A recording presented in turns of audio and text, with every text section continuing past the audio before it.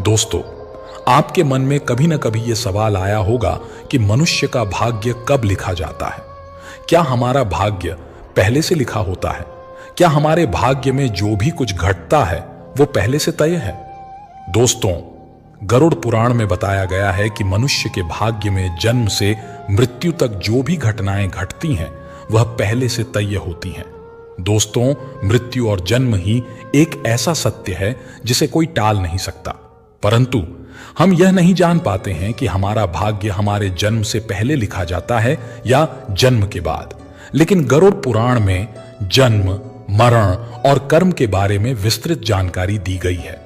तो आइए शुरुआत करते हैं गरुड़ पुराण की उस ज्ञानवर्धक प्रस्तुति की जिसमें यह बताया गया है कि मनुष्य का भाग्य कब लिखा जाता है। क्या मनुष्य का भाग्य उसके जन्म से पहले लिखा जाता है या जन्म के बाद? नमस्कार साथियों, गहरे शब्द में आपका स्वागत है।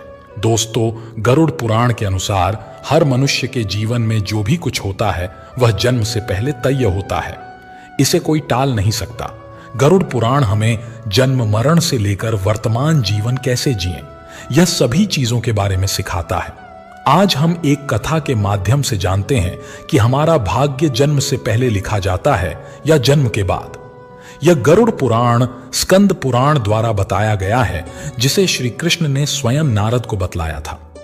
आज हम उसी कथा को जानेंगे। दोस्तों, एक समय की बात है। द्वारका नगरी में भगवान श्री कृष्ण अपने दिव्य आसन पर विराजमान थे। तभी देवर्षि नारद नारायण नारायण का जाप करते हुए उनके पास पहुंचे। उन्होंने श्री कृष्ण को प्रणाम किया और बोले, हे प्रभु, आप त्रिकालदर्शी हैं।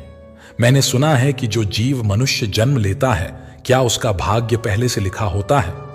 हे प्रभु, मैं जानना चाहता हूं कि मनुष्य के साथ जो कुछ घटनाएं घटित होती हैं वह उसके जन्म से पहले तय होती हैं या वह अपने पिछले जन्म के कर्मों का फल भोगता है। क्या यह सत्य है या हम अपनी मेहनत और कर्मों से इसे बदल सकते हैं? भगवान श्री कृष्ण नारद की बात सुनकर मुस्कुराए और बोले, हे नारद, आपका यह प्रश्न बहुत ही गुणकारी और महत्वपूर्ण है। यह प्रश्न मानव जाति के जन्म, कर्म और मृत्यु पर आधारित है। फिर श्री कृष्ण बोले, हे नारद, मैं तुम्हें एक कथा सुनाता हूं जो न केवल तुम्हारे इस प्रश्न का उत्तर देगी बल्कि हर मनुष्य के लिए एक चेतावनी और प्रेरणा भी होगी। तुम इस कथा को पूरे ध्यानपूर्वक सुनो। देवर्षि नारद ने कहा, हे प्रभु, मैं इस कथा को पूरे ध्यानपूर्वक और अंत तक सुनूंगा। कृपया आप यह कथा सुनाएं। फिर श्री कृष्ण ने नारद को कथा सुनानी शुरू की। उन्होंने कहा, हे नारद, प्राचीन काल में एक विशाल और समृद्ध राज्य था जिसका नाम अभयपुरी था। उस राज्य का शासक राजा धर्मेश प्रताप था। राजा धर्मेश प्रताप अत्यंत धर्मात्मा और न्यायप्रिय था। वह सदैव अपने राज्य की प्रजा के कल्याण के लिए कार्य करता था और धर्म का पालन करता था। उसे भगवान से एक संतान का आशीर्वाद चाहिए था ताकि वह अपने राज्य का कार्यभार किसी योग्य उत्तराधिकारी को सौंप सके। हे नारद, राजा धर्मेश प्रताप और रानी ने कई वर्षों तक तपस्या की। उनकी तपस्या से भगवान शिव प्रसन्न हुए और उन्हें संतान प्राप्ति का वरदान दिया। फिर एक दिन भगवान शिव के आशीर्वाद से रानी गर्भवती हुई।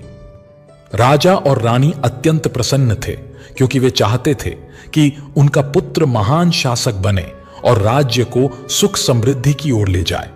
परंतु जब रानी ने पुत्र को जन्म दिया तो वह बच्चा विकलांग और शारीरिक रूप से कमजोर था।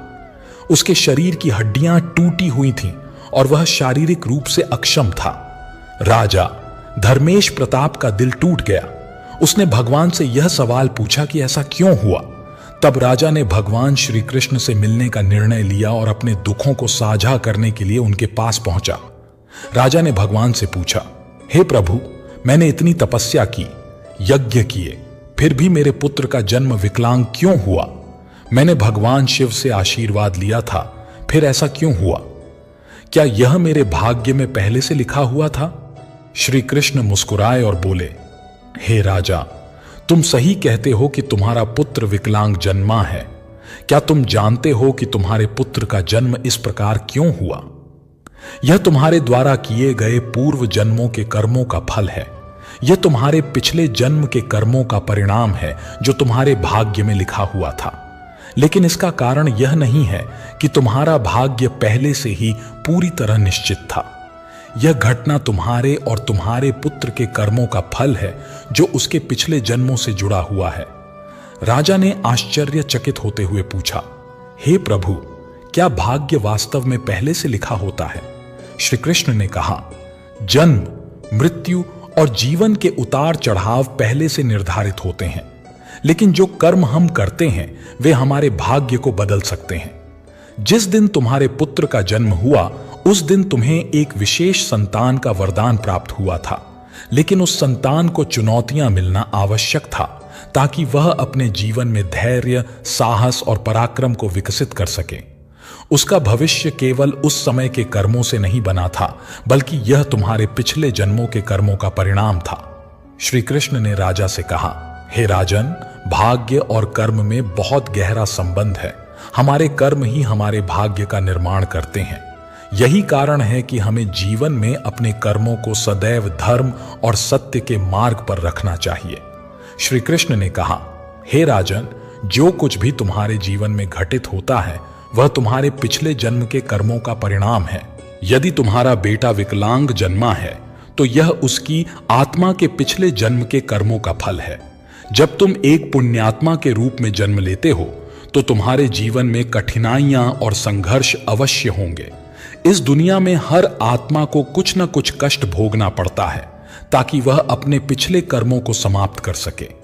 लेकिन याद रखो, तुम्हारे बेटे के जीवन में जो कठिनाइयां हैं वे उसकी परीक्षा हैं।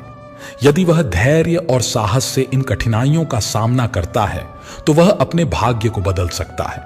एक दिन वह वही कार्य करेगा जिसकी कल्पना तुमने अपने जीवन में की थी। दोस्तों, फिर राजा धर्मेश प्रताप ने पूछा, हे प्रभु, क्या मैं और मेरा पुत्र अपने भाग्य को बदल सकते हैं? श्री कृष्ण ने उत्तर दिया, बिल्कुल, तुम दोनों ही अपने भाग्य को बदल सकते हो। तुम्हारे बेटे के जन्म के समय जो विकलांगता थी वह उसके कर्मों का फल था, लेकिन उसका भविष्य तुम्हारे अच्छे कर्मों पर निर्भर करता है। यदि तुम उसे साहस, धैर्य और आत्मविश्वास से भर दोगे तो वह अपने भाग्य को बदल सकता है। तुम्हारे अच्छे कर्मों के परिणाम स्वरूप वह एक दिन महान बनेगा और राज्य का भार संभालने में सक्षम होगा। दोस्तों, फिर भगवान श्री कृष्ण ने आगे कहा, भाग्य एक चक्र के समान है जो कर्मों के आधार पर घूमता रहता है। जब तुम अच्छे कर्म करते हो तो तुम अपने भाग्य को सुखमय बना सकते हो। फिर आगे श्री कृष्ण से राजा धर्मेश ने पूछा, क्या भाग्य निश्चित रूप से पिछले कर्मों से जुड़ा होता है? श्री कृष्ण बोले, हां, लेकिन उसे बदलने की शक्ति तुम्हारे हाथों में है। यदि तुम अच्छे कर्म करते हो तो वह तुम्हारे भाग्य को भी सुधार सकते हैं। साथ ही भक्ति, साधना और सेवा से भाग्य बदला जा सकता है। भगवान की भक्ति से ईश्वर को प्रसन्न करके हम अपने भाग्य को बदल सकते हैं। अगर तुम अपने पुत्र को साहस और आत्मविश्वास से जीवन के संघर्षों का सामना करने की शिक्षा दोगे तो वह अपने भाग्य को बदल सकता है। राजा धर्मेश प्रताप ने भगवान श्री कृष्ण की बातों को पूरी तरह से आत्मसात किया और अपने पुत्र को शिक्षा देने का संकल्प लिया। उसने अपने पुत्र को कठिनाइयों के बावजूद साहस और विश्वास के साथ जीवन जीने की प्रेरणा दी। समय के साथ उस विकलांग पुत्र ने आत्मविश्वास और कठिनाइयों से लड़ते हुए समाज में महत्वपूर्ण स्थान प्राप्त किया। उसकी संघर्षशीलता और साहस ने राज्य में उसका सम्मान बढ़ाया। कृष्ण बोले, हे नारद, यह समझो कि भाग्य एक निरंतर प्रक्रिया है जो कर्मों के आधार पर बदलता रहता है। जो लोग जीवन में अपने कर्मों को सुधारते हैं और भगवान की शरण में जाते हैं उनका भाग्य भी बदलता है। यह केवल कर्म ही नहीं है बल्कि जीवन के संघर्षों और कर्मों का परिणाम है। दोस्तों, फिर श्री कृष्ण ने नारद से कहा, यह कथा हमें यह सिखाती है कि जीवन में जो कुछ भी घटित होता है वह हमारे पिछले कर्मों का फल है। भाग्य और कर्म का कोई निश्चित प्रारूप नहीं है। हमारा कर्म हमारे भाग्य को बदल सकता है। दोस्तों, गरुड़ पुराण हमें सिखाता है कि यदि हम अच्छे कर्म करते हैं, सत्य की राह पर चलते हैं और ईश्वर का ध्यान करते हैं तो हम अपने जीवन की दिशा बदल सकते हैं। फिर श्री कृष्ण ने नारद से कहा, हे नारद, यह संसार कर्मों का दर्पण है। जो जैसा कर्म करेगा वह वैसा फल भोगेगा। मनुष्य को यह ध्यान रखना चाहिए कि माता पिता की सेवा, दूसरों की सहायता और ईश्वर का ध्यान ही सबसे बड़ा धर्म है। जो मनुष्य अपने पिछले जन्म में किसी के साथ पाप करता है, किसी को कष्ट देता है, उसे न केवल नरक में भयानक यातनाएं मिलती हैं, बल्कि वह जन्म जन्मांतर तक उस कर्म का फल भोगता है। लेकिन जो अपना कर्म सुधार लेता है वह इस चक्र से मुक्त हो सकता है, क्योंकि यह संसार एक अवसर है। धर्म, सेवा और सत्य ही मनुष्य का जीवन है। मनुष्य को यह समझना चाहिए कि मृत्यु के बाद केवल उसके अच्छे कर्म ही उसके साथ जाते हैं। दोस्तों, यह कथा हमें यह सिखाती है कि हमारे भाग्य पिछले कर्मों का फल है। हर पाप का दंड और हर पुण्य का फल निश्चित होता है। हे मनुष्य, तुम अपने कर्मों पर ध्यान दो। स्वार्थ, पाप और अहंकार को त्यागो। धर्म, सत्य और सेवा को अपनाओ, क्योंकि यही जीवन का सबसे बड़ा सत्य और मार्ग है। मित्रों, श्री कृष्ण ने इस प्रकार नारद को गरुड़ पुराण के रहस्य को बताया। दोस्तों, भाग्य निश्चित रूप से जन्म से पहले लिखा जाता है, लेकिन हम अपने जीवन के संघर्ष, सत्य, धर्म और ईश्वर की भक्ति से अपने भाग्य को बदल सकते हैं। गरुड़ पुराण में भाग्य का लेखा जोखा और कर्मों के बारे में उल्लेख मिलता है, लेकिन मनुष्य अपने कर्मों, संघर्ष और ईश्वर की भक्ति से अपने जीवन को बदल सकता है। दोस्तों, गरुड़ पुराण हमें सिखाता है कि जीवन एक खेत की तरह है। मनुष्य खेत में जो बीज बोते हैं वही फल प्राप्त होता है। उसी प्रकार मनुष्य अपने जीवन में जो कर्म करता है उसका अगले जन्म में उसी रूप में फल भोगता है। इसलिए दोस्तों, गरुड़ पुराण में श्री कृष्ण कहते हैं कि जब मनुष्य का जन्म होता है तो उसके पिछले कर्मों के आधार पर उसका भाग्य पहले से लिखा जाता है।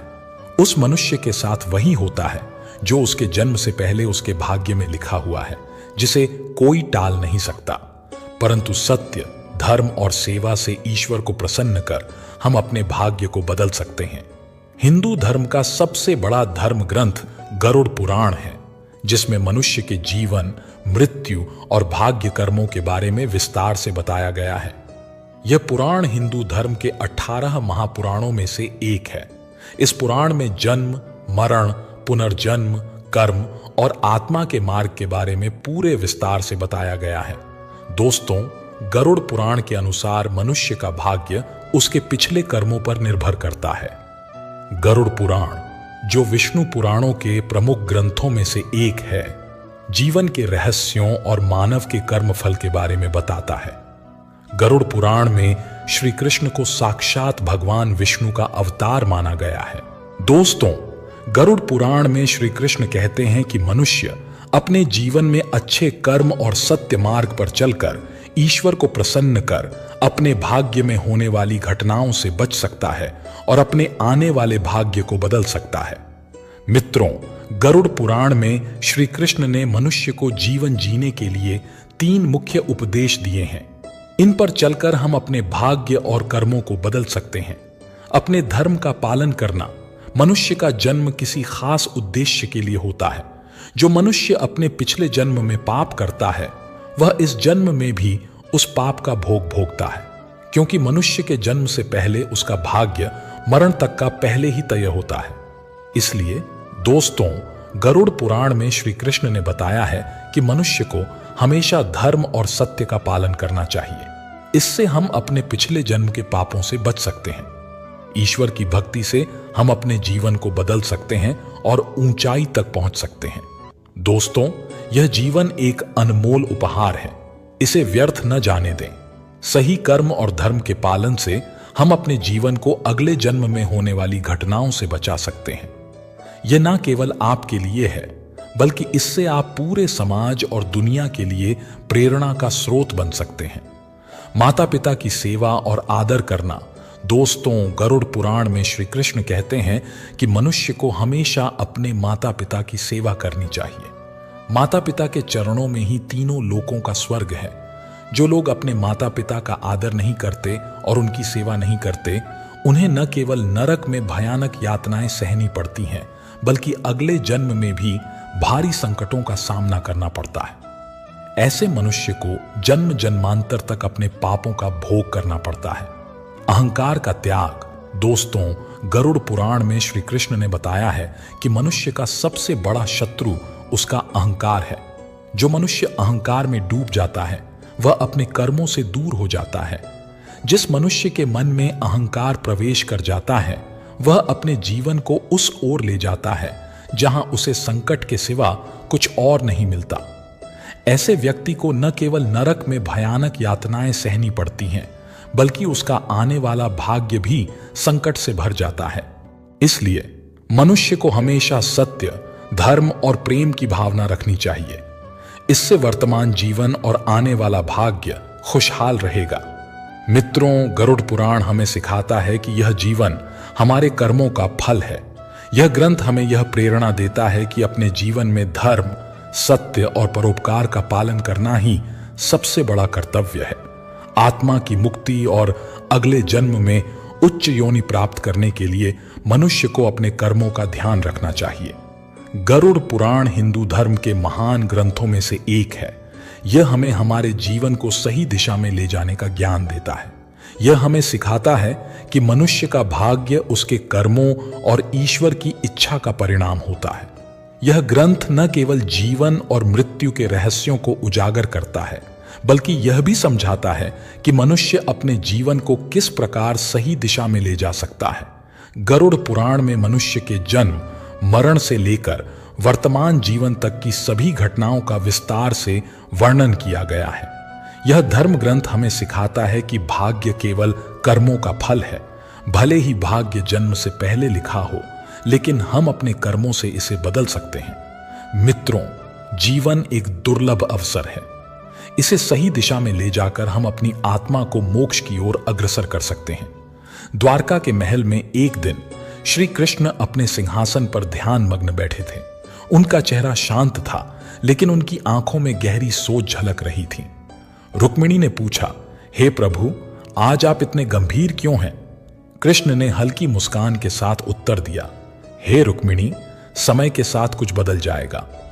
एक दिन ऐसी घटनाएं घटेंगी जो मेरी लीला के सबसे बड़े रहस्य को उजागर करेंगी, लेकिन यह संसार इसे तब तक नहीं समझेगा जब तक वह सही समय न आ जाए। रुक्मिणी कृष्ण के शब्दों का अर्थ नहीं समझ सकी, लेकिन उन्होंने इस पर और कोई प्रश्न नहीं किया। दोस्तों, कृष्ण नाम प्रेम, करुणा और धर्म का प्रतीक है। चाहे उनकी बाल लीलाएं हों या महाभारत का ज्ञान, हर क्षण में एक रहस्य छिपा हुआ है। लेकिन उनके जीवन की एक घटना ऐसी है जो आज तक अनकही है। यह कहानी उनकी एक रहस्यमय घटना पर आधारित है, जो न केवल उनकी दिव्यता को दर्शाती है, बल्कि मानवता के प्रति उनके गहरे प्रेम को भी उजागर करती है। कृष्ण के जीवन में कुछ ऐसे रहस्य थे जो आज भी दुनिया के लिए अनसुलझे हैं। यह कहानी एक ऐसे रहस्यमय अध्याय से ली गई है जिसमें ईश्वर का उद्देश्य, उनकी योजना और उनकी लीला के गहरे अर्थ छिपे हैं। साधु का आगमन। एक समय की बात है, द्वारका के एक कोने में अचानक एक साधु प्रकट हुआ। वह साधु किसी दिव्य प्रकाश से घिरा हुआ था। उसके आने की सूचना स्वयं महल के द्वारपालों ने कृष्ण को दी। उन्होंने कहा, हे प्रभु, एक अद्भुत तेजस्वी व्यक्ति आपसे मिलने आए हैं। कृष्ण ने द्वारपाल की बात सुनी और कहा, उन्हें तुरंत भीतर लाओ। जब साधु महल में प्रवेश कर आए तो उनका स्वर गंभीर था। उन्होंने कहा, हे वासुदेव, मैं एक ऐसा संदेश लेकर आया हूं जो आपके जीवन और संसार की दिशा बदल सकता है।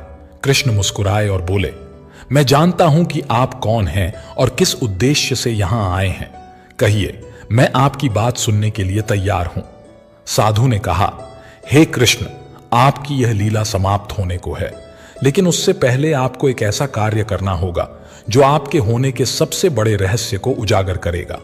संसार आपके चमत्कारों को जानता है, लेकिन वह अब तक यह नहीं जान पाया है कि आप क्यों और किस लिए धरती पर अवतरित हुए हैं। कृष्ण ने उत्तर दिया, संसार को यह जानने की आवश्यकता तब होगी जब यह सत्य उसे मोक्ष के मार्ग पर ले जाएगा। आप यह बताइए कि वह घटना कब और कैसे घटेगी। साधु ने उत्तर दिया, आपके अंतिम समय में एक ऐसी आत्मा आएगी जो आपके साथ अपने पिछले जन्म का गहरा संबंध रखती है। वह आपसे प्रश्न करेगी और तब आपको उसे अपने रहस्यमय अस्तित्व का उत्तर देना होगा। साधु की बातें सुनकर कृष्ण गंभीर सोच में पड़ गए। उन्होंने साधु को प्रणाम किया और कहा, जो भी हो, यह मेरी लीला का एक और हिस्सा होगा। कृष्ण की लीला का रहस्य कुछ महीने बाद द्वारका में अशांति फैलने लगी। चारों ओर यह अफवाहें फैल गईं कि किसी अज्ञात शक्ति के कारण अनहोनी घटनाएं घटने वाली हैं। एक दिन कृष्ण समुद्र तट पर टहल रहे थे। तभी उन्हें एक अजनबी व्यक्ति मिला। वह व्यक्ति साधारण वस्त्रों में था, लेकिन उसकी आंखों में अद्भुत तेज झलक रहा था। उसने कृष्ण से कहा, हे वासुदेव, मैं आपके पास एक प्रश्न लेकर आया हूं। क्या आप मेरे प्रश्न का उत्तर देंगे? कृष्ण ने कहा, जरूर पूछो। उस व्यक्ति ने पूछा, आप कौन हैं? क्या आप केवल एक राजा हैं या ईश्वर का अवतार? और यदि आप ईश्वर हैं तो आपने इस धरती पर जन्म क्यों लिया है? कृष्ण मुस्कुराए और उत्तर दिया, मैं वही हूं जो तुम समझते हो। मैं ईश्वर का एक रूप हूं, लेकिन मैं केवल एक राजा या देवता नहीं हूं।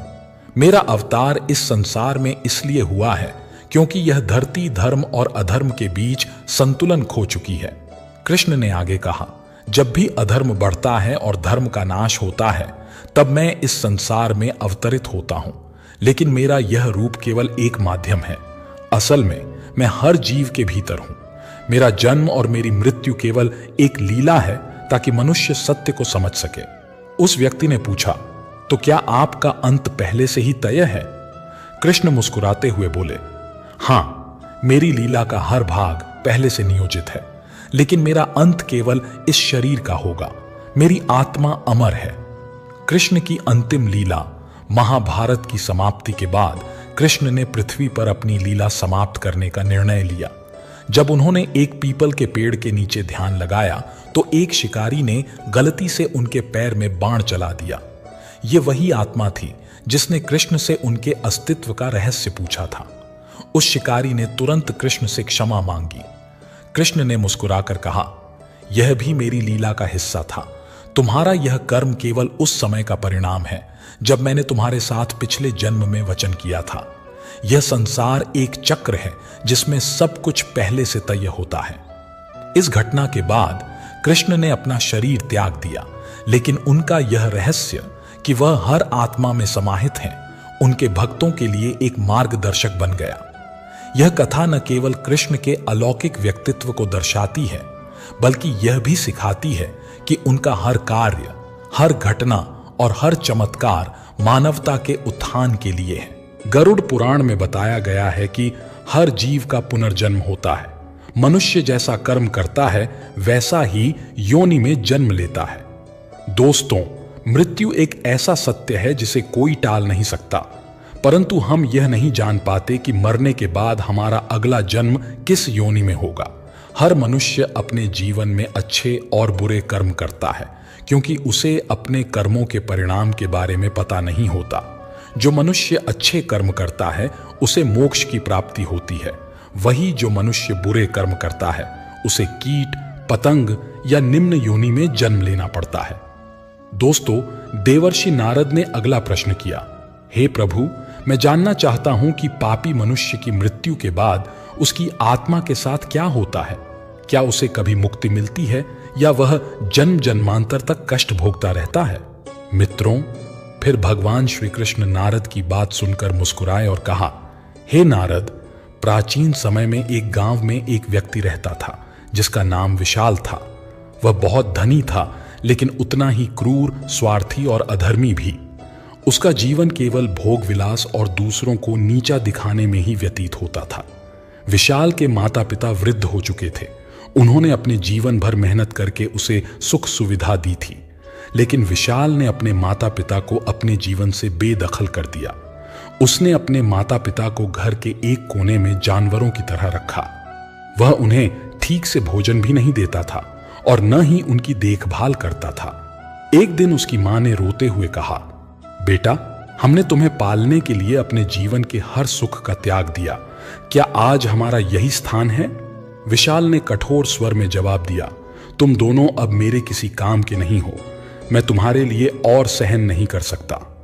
यह विशाल का स्वभाव केवल अपने माता पिता के प्रति ही नहीं बल्कि दूसरों के प्रति भी निर्मम था। वह गरीबों का शोषण करता, निर्दोष जानवरों को मारता और झूठ छल कपट से अपना साम्राज्य बढ़ाता गया। उसे विश्वास था कि उसके धन और शक्ति के कारण कोई उसका कुछ नहीं बिगाड़ सकता। समय बीतता गया और एक दिन विशाल की मृत्यु हो गई। उसकी आत्मा यमलोक पहुंची, जहां धर्मराज उसके कर्मों का लेखा जोखा कर रहे थे। धर्मराज ने कठोर स्वर में कहा, विशाल, तुम्हारे जीवन में एक भी ऐसा कर्म नहीं है जिसे पुण्य कहा जा सके। तुमने केवल अपने स्वार्थ के लिए पाप किए हैं। तुम्हें नरक की भयंकर यातनाएं सहनी होंगी। इसके बाद तुम्हें ऐसी योनियों में जन्म लेना होगा जहां केवल कष्ट ही कष्ट है। विशाल को यमदूतों द्वारा नरक के विभिन्न क्षेत्रों में ले जाया गया। पहले उसे अग्निकुंड में जलाया गया, जहां उसने निर्दोष जानवरों की हत्या के पाप का दंड भोगा। फिर उसे शिला यातना दी गई, जहां माता पिता के अपमान के कारण उसे लोहे की शिला से कुचला गया। उसके बाद उसे अंधकार की सजा दी गई, जहां उसने गरीबों का शोषण करने के कारण भय और तड़प का अनुभव किया। फिर उसे भूख और प्यास का दंड दिया गया, जहां वह प्यास से तड़पता रहा, लेकिन उसे केवल जहर पीने को दिया गया। इसके बाद पुनर्जन्म का चक्र लौटा। नरक की यातनाएं झेलने के बाद धर्मराज ने घोषणा की, अब तुम्हें अपने कर्मों के अनुसार पशु योनि में जन्म लेना होगा। विशाल का जन्म एक गिद्ध के रूप में हुआ। उसे सड़ा गला मांस खाना पड़ा और वह हमेशा असुरक्षित और तृष्णा से भरा रहा। लेकिन उसका कष्ट यहीं समाप्त नहीं हुआ। उसने अगले कई जन्मों तक कीट, सांप और अन्य निम्न योनियों में जन्म लिया। फिर कई योनियों में भटकने के बाद विशाल की आत्मा ने प्रायश्चित करने का निश्चय किया। अगले जन्म में उसने एक गरीब किसान के घर जन्म लिया। उसने अपने जीवन को धर्म और परोपकार के मार्ग पर समर्पित कर दिया। वह अपने माता पिता की सेवा करता, दूसरों की सहायता करता और भगवान का ध्यान करता। फिर एक दिन भगवान श्री कृष्ण ने उसके सपने में आकर कहा, तुमने अब सच्चे मन से प्रायश्चित किया है। तुम्हारे पुण्य कर्मों ने तुम्हारे पापों को धो दिया है। अब तुम्हें मानव जन्म में मुक्ति का अवसर मिलेगा। सेवा, सत्य और धर्म का पालन करते रहो। दोस्तों, कथा समाप्त कर श्री कृष्ण ने नारद से कहा, हे नारद, यह संसार कर्मों का दर्पण है। जो जैसा करेगा वैसा भोगेगा। मनुष्य को हमेशा यह ध्यान रखना चाहिए कि माता पिता की सेवा, दूसरों की सहायता और ईश्वर का ध्यान ही सबसे बड़ा धर्म है।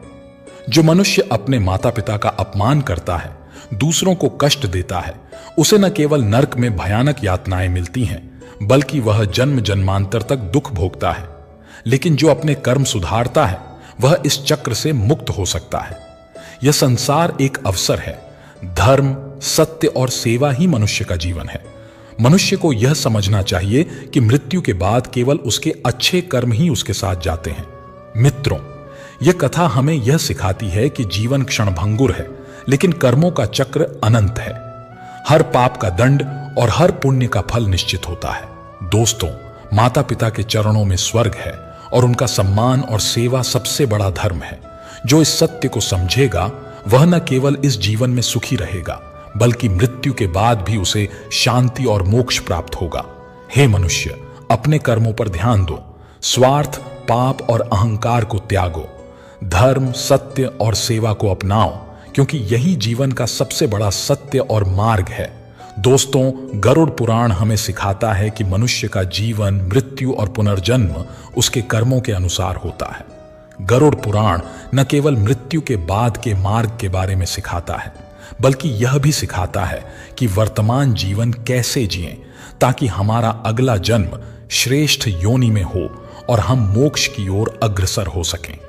मित्रों, श्री कृष्ण कहते हैं कि हर मनुष्य का पुनर्जन्म उसके पिछले कर्मों के अनुसार तय होता है। गरुड़ पुराण में यह भी बताया गया है कि हर जीव प्राणी का पुनर्जन्म होता है, अर्थात हर जीव मरने के बाद फिर से जन्म लेता है। दोस्तों, हिंदू धर्म ग्रंथों के अनुसार हर मनुष्य का पुनर्जन्म उसके पिछले कर्मों के अनुसार होता है, परंतु हर मनुष्य यह जानने के लिए उत्सुक रहता है कि उसका अगला जन्म किस योनि में होगा, मनुष्य के रूप में या कीड़े मकोड़े या कुत्ते बिल्ली के रूप में। दोस्तों, यह हमेशा मन में असमंजस बना रहता है कि हम कौन से कर्म करें जिससे हमारा अगला जन्म फिर से मनुष्य के रूप में होगा या कीड़े मकोड़े या पशु के रूप में। कुछ लोगों के मन में यह भी सवाल उठता है कि वे महिला के रूप में जन्म लेंगे या पुरुष के रूप में या किन्नर के रूप में। दोस्तों, गरुड़ पुराण कहता है कि मृत्यु के क्षण में आपकी अंतिम सोच और भावना ही आपके अगले जन्म को निर्धारित करती है। यदि मनुष्य के मरने के समय मन शांत है और ईश्वर के प्रति समर्पित है तो आत्मा उच्च लोकों में जाती है।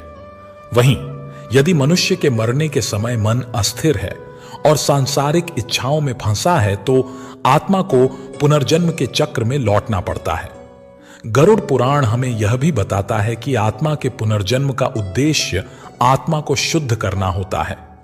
आत्मा बार बार जन्म इसलिए लेती है ताकि वह अपने कर्मों का फल भोग सके और ईश्वर की ओर बढ़ सके। दोस्तों, हिंदू धर्म ग्रंथों में यह उल्लेख मिलता है कि जो मनुष्य जन्म लेता है उसकी मृत्यु अवश्य होती है। यदि मनुष्य ने अपने जीवन में अच्छे कर्म किए हैं तो वह उच्च योनि में जन्म लेता है। यदि मनुष्य ने पाप कर्म किए हैं तो उसे निम्न योनि या दुखद जीवन का सामना करना पड़ता है। यह सब कर्मों के आधार पर होता है। दोस्तों, मनुष्य जो भी अच्छे या बुरे कर्म करता है वे अदृश्य ऊर्जा के रूप में उसके साथ रहते हैं। मृत्यु के बाद आत्मा अपने कर्मों के आधार पर अगली योनि या जीवन का चयन करती है। दोस्तों, गरुड़ पुराण हिंदू धर्म का एक पवित्र ग्रंथ है जिसमें मृत्यु, पुनर्जन्म और कर्मफल के बारे में विस्तार से वर्णन मिलता है। यह ग्रंथ विशेष रूप से मृत्यु के बाद आत्मा की यात्रा, पाप और पुण्य के प्रभाव और मनुष्य के पुनर्जन्म पर आधारित है। गरुड़ पुराण के अनुसार मृत्यु के बाद आत्मा यमलोक जाती है जहां उसके कर्मों का लेखा जोखा किया जाता है। कर्मों के आधार पर आत्मा को स्वर्ग, नर्क या पुनर्जन्म का मार्ग दिखाया जाता है।